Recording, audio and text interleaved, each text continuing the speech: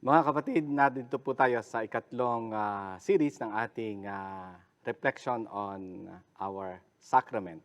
Noong isang linggo ay binigyang paliwanag ni Pastor Hana ang about baptism after my introduction of the previous Sunday tungkol dito sa sakramento ng protestante.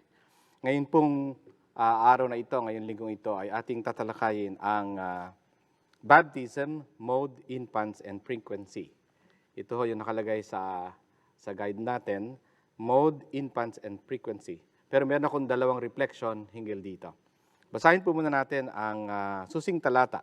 Nais ko pong maging susing talata natin ang Ephesians chapter 4, verse 5. Ang sabi po dito, may iisang Panginoon, iisang pananampalataya, at iisang bautismo. Sa Ingles, one Lord, one faith, one baptism. Noong nakaraang linggo ay ang dalawang refleksyon na ibinigay sa atin ni Pastor Hana ay transformation and transformation. Ngayon po ay nais ko naman bigyan natin ng reflection ang ignition and formation. So, ignition and formation.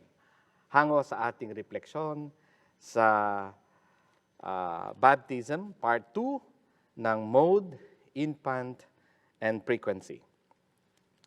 So, noong nakaraan linggo nang tinalakay ito ni Pastor Hana, ang bawat isa sa atin, after the initiation of being baptized, we need to transform and to do mission.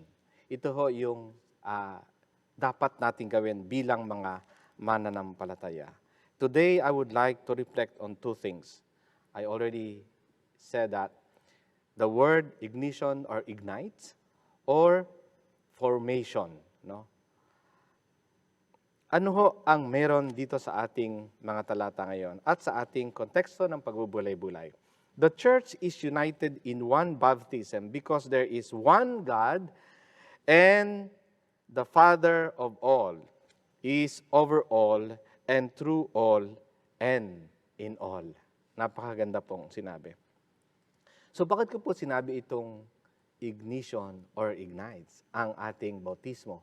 Bakit ito ang nag-ignite sa atin?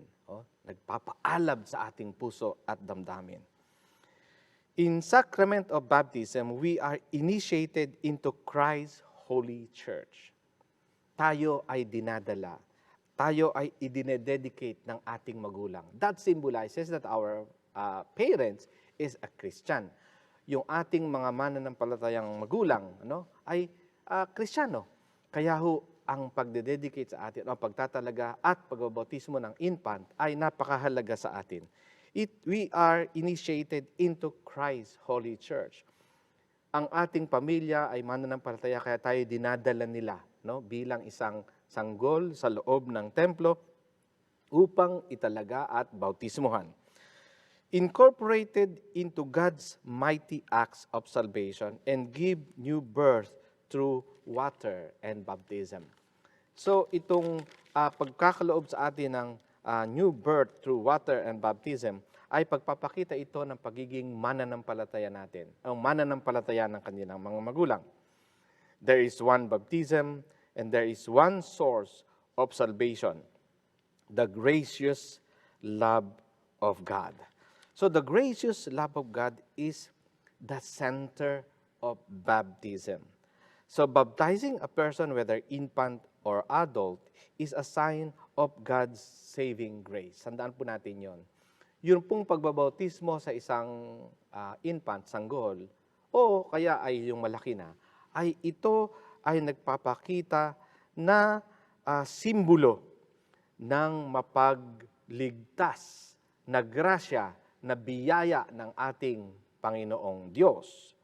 So, the grace experienced by us is initiating, enabling, and empowering. Again, ulitin ko po, initiating, enabling, and empowering. And the same person, the same person, for all of those person who will undergo baptism. So, it ignites us. It ignites our spirituality. It ignites us, or all of those who has been baptized by the grace of God. So it is ignition that starts our life to be welcome and to participate in the love and goodness of Christ. Kaya tayo po ay nagpapasimula, no, sa gawain ng ating Panginoon Diyos o pinasisimulan natin. Kaya kahit sanggol pa ay ginagawa natin ito sapagkat ang pagpapasimula ng biyaya ng ating Panginoon Diyos is the moment that we have been birthed or born here on earth. Itong lupang espiritual natin, nang tayo isilang, nagsisimula na ang biyaya ng Diyos sa ating mga buhay. Starting point where we can grow and have the right of being called the son or daughter of God. Sa pasimula, no, kaya tayo ang ating pagiging sanggol, binabautismoan tayo, it is because of God's grace. Dahilan sa biyaya ng ating Panginoong Diyos. Ang biyaya ng ating Panginoong Diyos ay hindi nasasagkaan, hindi nahadlangan. At di sinasabing, hindi ka muna bibinyagan ng pagkasilang mo at iintayin pa yung 12 years old mo, yung lumaki ka o yung tanggapin mo si Jesus bilang Panginoon at tagapagligtas, bago ka binyagan. No. Ang grasya ng ating Panginoong Diyos ay sumasa atin na sa bawat oras at sa bawat araw. No? The moment that tayo isilang sa mundong ito, ang biyaya ng ating Panginoong Diyos ay sumaati na. At ang sa pamuhay natin na ito, ng ating mga sarili, sa mundong ito, ay napakatinding biyaya ng ating Panginoong Diyos. Kung ito ho ay that someone who ignites us, or all of us, has been baptized by the grace of God. It is an ignition that starts our life to be welcome and to participate in the love and goodness of Christ. Kaya ito yung pasimula natin. Kahit sanggol pa ho tayo, welcome na tayo sa presensya, sa pamilya ng ating Panginoong Diyos, ng ating mga kapamilya, ng ating kasama sa church. Alam nga naman pagka na-born again ka, tsaka palang welcome nila sa presensya ng Diyos o sa pamilya ng Diyos. Hindi po. Pag tayo isinilang na physically, and that's the time that we welcome, at ito is simbolo, itong infant baptism, ng gawain ng pagiging mananampalataya ng ating mga magulang. So it's a starting point where we can grow and have the right of being called son and daughter. Ulit ko po yun. We have been called son and daughter. And the mode is, eto po, sa ating membership class or confirmation class na tinatawag, pinag-aaralan na rin po natin ito kung ano yung mga mode natin o yung paraan ng ating pagbibinyag. Sprinkling, pouring, and immersion. Tayo ho, mga Protestante, specifically Methodist, naniniwala sa tatlong pamamaraan ng binyag. Hindi lamang po isa na mode. Because there are other denominations na immersion lamang. No? Tayo ho ay meron tayong sprinkling, pouring, and immersion. It depends doon sa bibinyagan natin na magulang o ano pa man na nagdanais ng pabinyag. Kung infant po ito, of course, it is sprinkling or pouring pala. Sprinkling or pouring. Ano? Itong ganitong mga pamamaraan ay we consider that as the central symbol of mode of administration. Yung tatlong ito. We consider these three as mode of administration or symbol. No? This administration does not matter because the power of the Spirit does not depend on the mode by which water is administered. To the age man yan o psychological disposition. It doesn't matter kung ano ang ina-administer nitong tubig. Basta ho ito ay nagsisimbolo sa ating buhay. The person or the character of the pastor, no? It is God's grace that make the sacrament whole. Tandaan po natin. Hindi nasa mode, hindi nasa paraan, kundi nasa mismong pag-administer ng sakramento, kung saan it is a God's grace that makes the sacrament whole. Ang grasya ng Diyos ang siyang nagsisilbing kabuuan ng pagpapabautismo. Sinabi ko na kanina, ang grasya ng Diyos ay hindi napipigil. The moment na tayo isilang sa mundong ito, nando na ang biyaya ng Diyos. So, each pass bring out the part of the rich and diverse symbolism to baptism by the Bible. Ang lahat ng ito ay nagbibigay sa atin ng mayaman na simbolo ng kaligtasan, simbolo ng paglilinis, no? Simbolo ng pagburied sa atin at pag-resurrect. It also symbolizes being born anew. So, infant practice ay hindi po ito bagay na pinagtatalunan. Kaya nga, nung minsan ay nakapanood ako ng parang pinagtatalunan ito. Hindi po dapat pagtalunan. Unang-una, it's only symbolic. Ang water dito is a symbolic. Kaya ito ay pwede nating administer sa mga infant. Naalala ko ang aking kaibigang pastor, yung previous PIC natin dito sa BRMC, si Pastor Malcolm. Ang sabi po ni Pastor Malcolm, meron siyang booklet about infant baptism. Ang sabi po niya, infant baptism is the way of biblical ethics. It's a biblical ethics. Mga kapatid, ito ho ay etiko ng mga mananampalataya at ng mga magulang, no? Na nagdadala ng kanilang anak upang italaga sa presensya ng Diyos. Ang biblical reference po natin dito ay makikita natin sa Genesis 17:9-14. Hindi ko na ho bababsahin. Pero nakasabi dyan, baptism is a new initiation into the new covenant in Jesus Christ. Ano po? As the circumcision of male children in the initiatory act in God's covenant with the Hebrew people. Sorry, yun po yung Genesis 17:9-14. Circumcision of male children. So, meron na po initiation nun sa mga lalaki, no? Na mga bata. So, ganun din sa Acts chapter 2, verse 38-41. Peter offers the promise of baptism with regards to age. Okay? With regards to age. Saying it is for those present, their children, and those far away. So, for those children, for those far away. So, ito ang sinasabi ni Pablo sa Acts chapter 2, verse 38-41. So, later also, we read of Paul and Silas baptizing Lydia and her household, and later their jailer with the entire family, according to Acts chapter 16. So we continue this practice by baptizing the children of those who reaffirm their baptismal vows, receiving them into God's mighty acts of salvation. May continuation po ito. No, infant practices, no po, it is God's prevenient grace. It is the basis of our baptism. Yung prevenient grace ng Diyos, mga kapatid. Ito yung binabanggit sa ating mga graces. No? Sinabi ko nung nakaraan na ang mga Metodista maraming doctrines on grace. Means of grace, prevenient grace, sufficient grace. No? Marami po yan. Later, siguro, pag-aaralan din natin yan.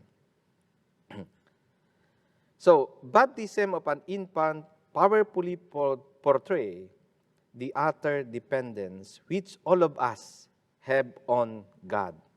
So, mga kapatid, the sacrament is the sign of God's promise of ongoing grace. Ulitin ko po yun. A promise of ongoing grace. Kaya simula nung ipinanganak tayo, may grasya na, may biyaya na ang Diyos. And so, offering continual forgiveness, transformation throughout our lives. ang nakakaunawa dapat umunawa. Kung minsan ayaw nating unawain, kaya hindi natin maunawaan. Pilit nating sinasabi na ang bautismo para sa malaking tao lamang. No.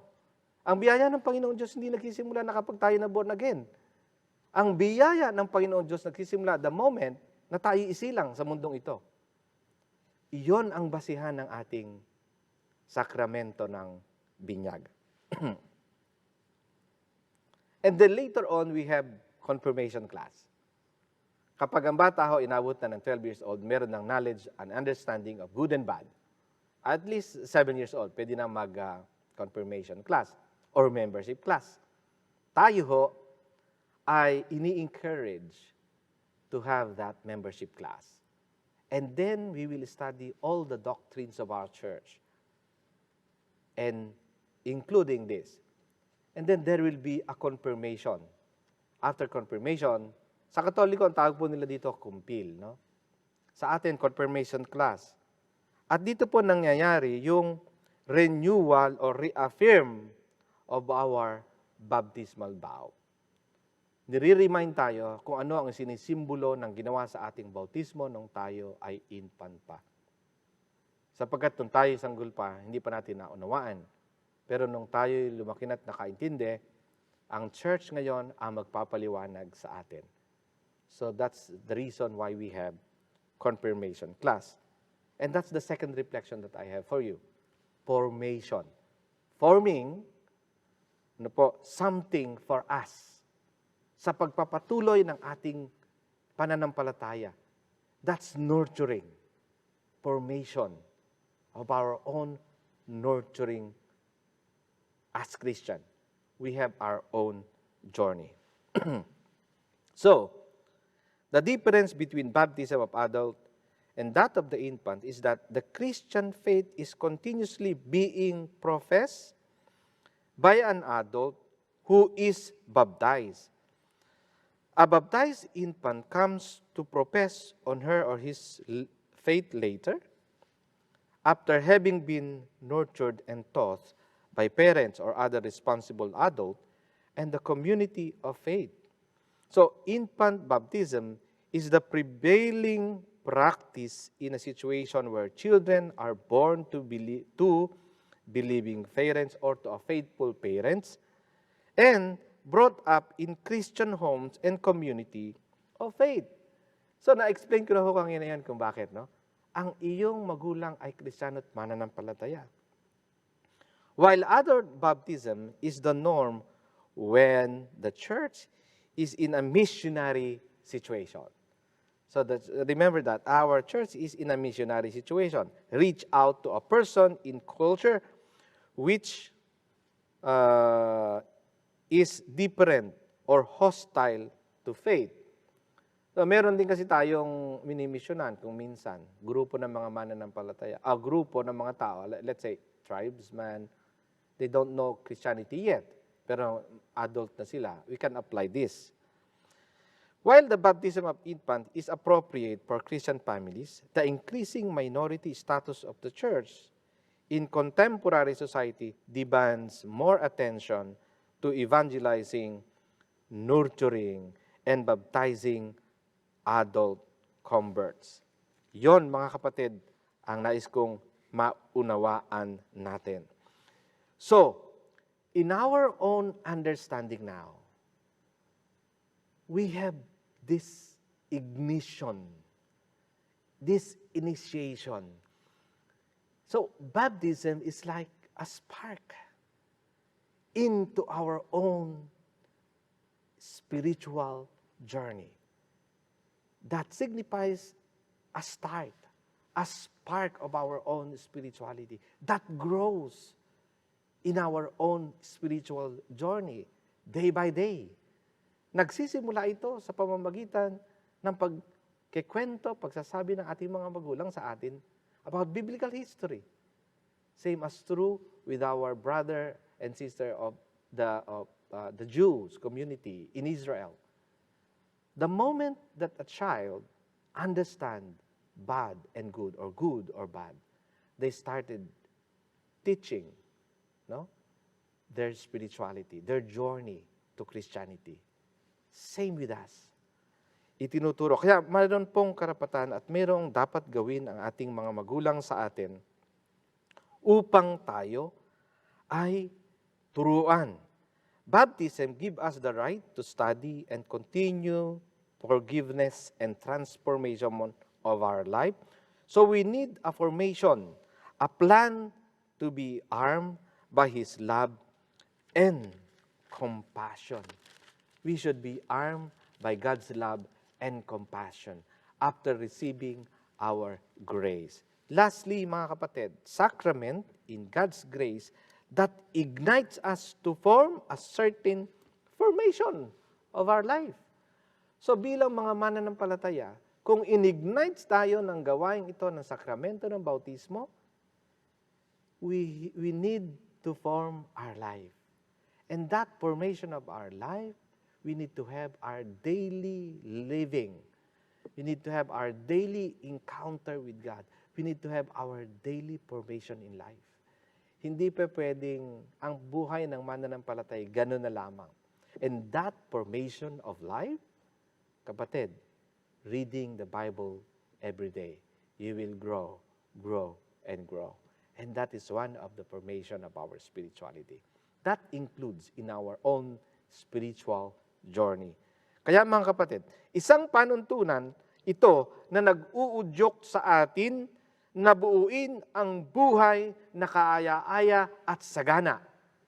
Ang pasimulan nito ay ang dinanas nating bautismo nung tayo bata pa, nung tayo infant. And that, again, become an ignition that ignites our faith and form our formation. Bilang mga mananampalataya, then we have the right now to study all throughout the culture, the knowledge, the spirituality of what the Bible is all about in our own spirituality. My question is, are we able? Yes, we are able to share the gospel after last week of informing us that we have transformation. Yes, we are able. Ang inawit ng ating mga manggagawa, bawat isa sa atin should be able to do sharing and do mission because of the nurturing process that we have had in our sacrament. Mga kapatid ko, ang biyaya at pagpapala ng ating Panginoon Diyos ay higit na sumasa atin kapag ginagawa natin ang kalooban niya sa ating mga buhay. Pagpalain tayo ng ating Panginoong Diyos. Amen.